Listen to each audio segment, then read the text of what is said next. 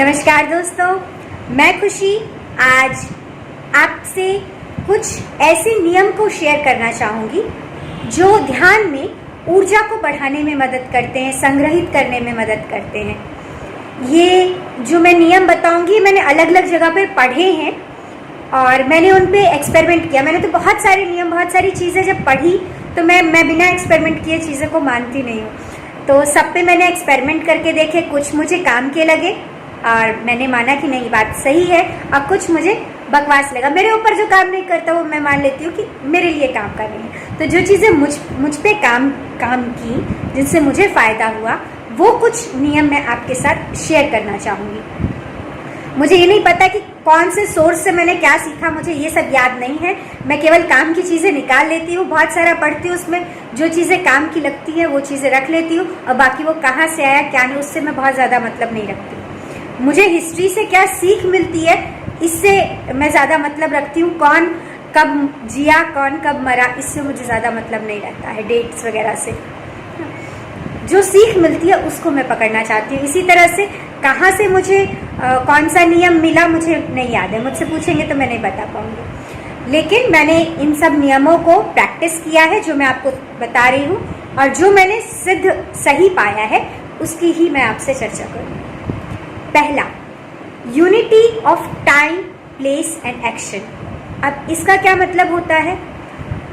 इसका मतलब है कि जब हम कोई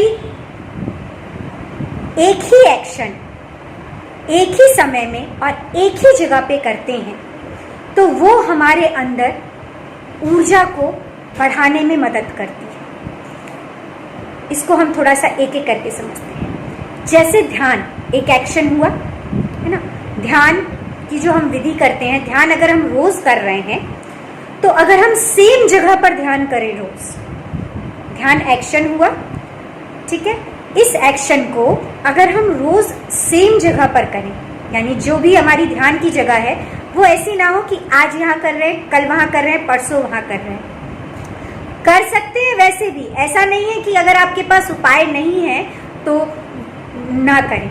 लेकिन अगर उपाय हो कि एक जगह हम बना लें, हम उसी जगह पर बैठकर ध्यान करें, उस जगह पे एक ऊर्जा रहती है। जब आप बार बार उस जगह पे ध्यान करते हो तो वो ऊर्जा एक ऑलरेडी बनी रहती है। जब आप वहाँ उस जगह पे जाओगे तो आप ऑलरेडी उस सेंटर में रहोगे और अपने आप वो ऊर्जा आपको मदद करेगी जो भी आप एक्शन कर रहे हैं, क्योंकि उस जगह को भी उस ऊर्जा की आदत हो गई है। वो ऊर्जा आपको ऑलरेडी अट्रैक्ट करेगी, उस चीज़ में मदद करेगी, ठीक है। तो जब आप ध्यान करें, ध्यान का एक्शन कर रहे हैं, एक ही जगह पे रोज करेंगे तो आपको फायदा होगा। दूसरी चीज, टाइम, एक्शन, एक ही समय में, एक ही जगह पर और एक ही समय में।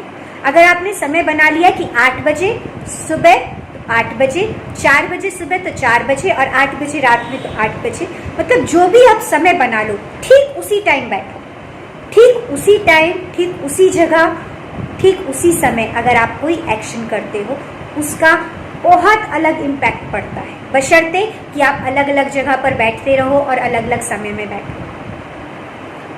अगर आपके पास ऑप्शन नहीं है तो इसका मतलब ये नहीं है कि आप करें ही मत, तो भी आप करिए।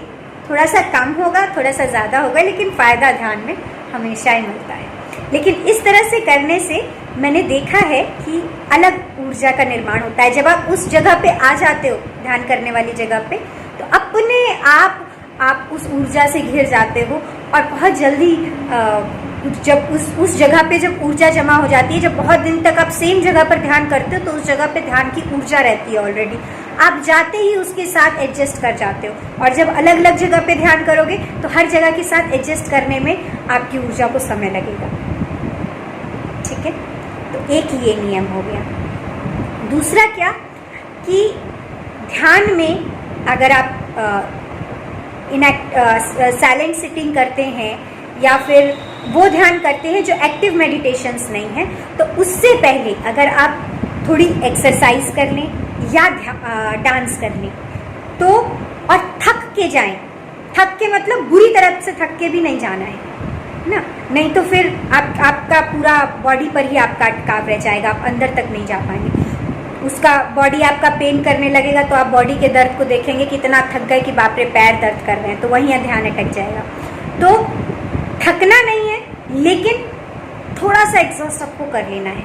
जैसे डांस करना शुरू किया, जब आपको लगे कि अब आपको थकान होनी शुरू हो गई है, बस उस टाइम बैठ जाए, है ना, हल्का पसीना आना शुरू हो गया है, बस उस टाइम ध्यान।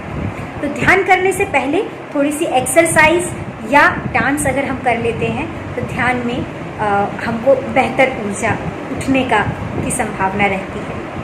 ठीक है। तीसरी चीज़, जब भी हमको ऐसा लगे कि हम ध्यान में बेचैन हो रहे हैं, है ना, तो या फिर ध्यान में बेचैनी आपको मालूम है कि होती है, तो आप क्या कर सकते हैं कि ध्यान शुरू करने से पहले, जब हम ध्यान शुरू करते हैं तो उससे पहले अपने आप को थोड़ा सा सांसों को पूरा गहरा ले और मुंह से छोड़ें कुछ देर तक।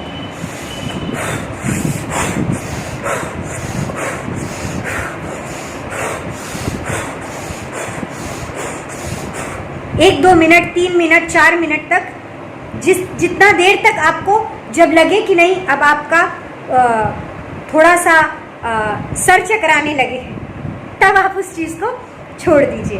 हल्का सा आपको पता चलना चाहिए, थोड़ा सा जैसे थोड़ा चक्कर टाइप का लगे, थोड़ा सर चकराने लगे, उस टाइम बंद कर दीजिए, लेकिन थोड़ा सा महसूस होना चाहिए, उसके बाद आप ध्यान करना बैठे। बीच में भी अगर आपको लगे कि आपको बेचैनी टाइप की हो रही है, मन बेचैन ज़्यादा हो रहा है, तो बीच बीच में आप